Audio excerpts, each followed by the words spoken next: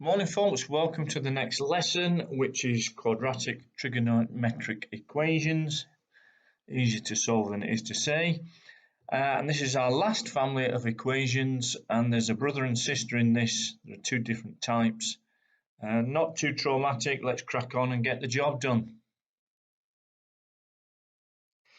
First type is where there is no identity needed. So if we have a look at this example, we've got a quadratic. So if we look, say for example, at part C, we've got a sine squared and a sine. Look at part D, we've got a tan squared and a tan. Look at part E, we've got a cos squared and a cos. So that is a quadratic where the variable is a trig function, either sine, cos or tan. So here's our example. We've got a sine squared, a sine and a constant. Let y equal sine theta, and that gives us that equation there. Not 2 sine squared, but 2y squared. Not sine, but y. And then we factorize that as we would normally do at GCSE level, find our two solutions. But remember, we're not interested in y, we're interested in finding theta. So y equals 0.5 becomes sine theta equals 0.5. And the other value is sine theta equals -1.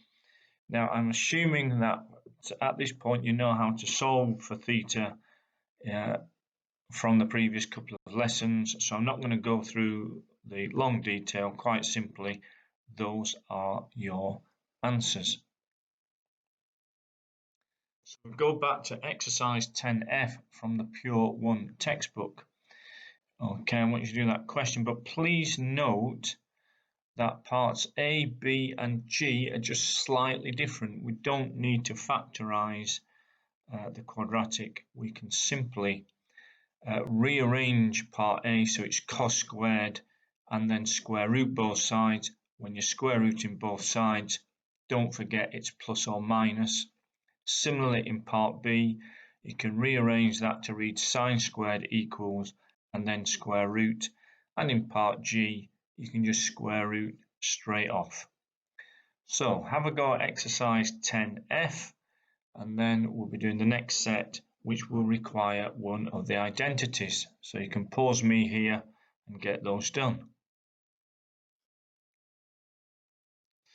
So I hope exercise 10F went well. Type 2 in this family of questions is where we need an identity. So if we have a look at exercise 10F question 3, we can see in part A, we've got a sine squared with a cos. That's no good to us. In part B, we've got a sine squared with a cos. That's no good to us. And in part C, we've got a cos squared with a sine. That's no good to us. So this family are where you've got one of the trig functions with a power of 2, along with another of the trig functions to a single power. And when we get equations like that, we use sine squared plus cos squared equals 1. So here's an example. We've got the power of the squared power of sine and a single cos function. So let's see what we do. Use sine squared equals 1 minus cos squared. You make the rearrangement so that the equation will have only one of the trig functions in it. So we don't have a relationship for cos in terms of sine, but we do have a relationship for sine squared in terms of cos squared. So when we substitute in for sine squared, we will end up with a quadratic only in cos. Let's tidy that up and rearrange it. So we've got our quadratic in cos. Now, as before, let y equals cos theta. That's the equation we then obtain from doing that. Factorize as we would at GCSE. Those are our two solutions for y. But remember, y is cos theta, And again, from here, I'm assuming you know what you're doing. Those are the solutions.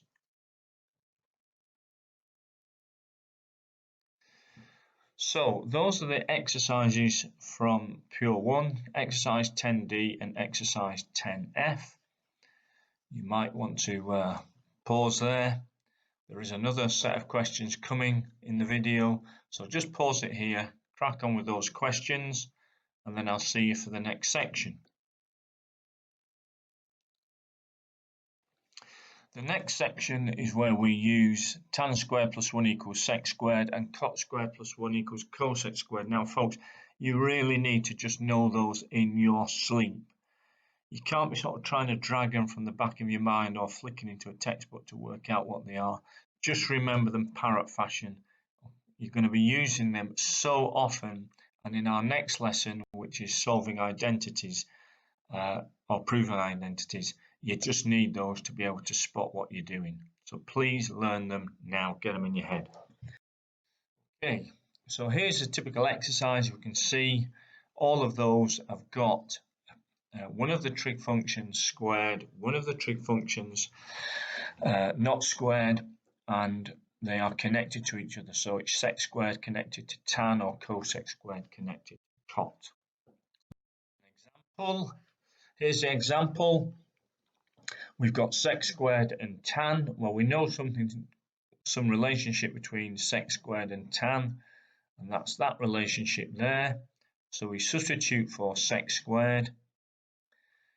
That's what we end up with. We tidy that up, and we end up with that quadratic just in tan. As before, let y equals tan. That gives us that equation there. Factorize as if we're at GCSE. Solve for y. Replace tan theta for y. And as before, I'm assuming you know what you're doing from there using your calculator and the cast diagram. And those are our solutions. Okay, so the family we're looking at, folks, quadratics in a trig function. Some of them are straight away quadratics. That was the first type. Some of them require the connection between sine squared and cos squared. That's the second type. And the third type, as we've just seen, is a connection between sec squared and tan squared, or cot squared and cosec squared. And in our Pure 2 textbook, exercise 6D, page 157, question number 8 is where you want to be. Okay, folks, hope it goes well. Any problems, just let me know.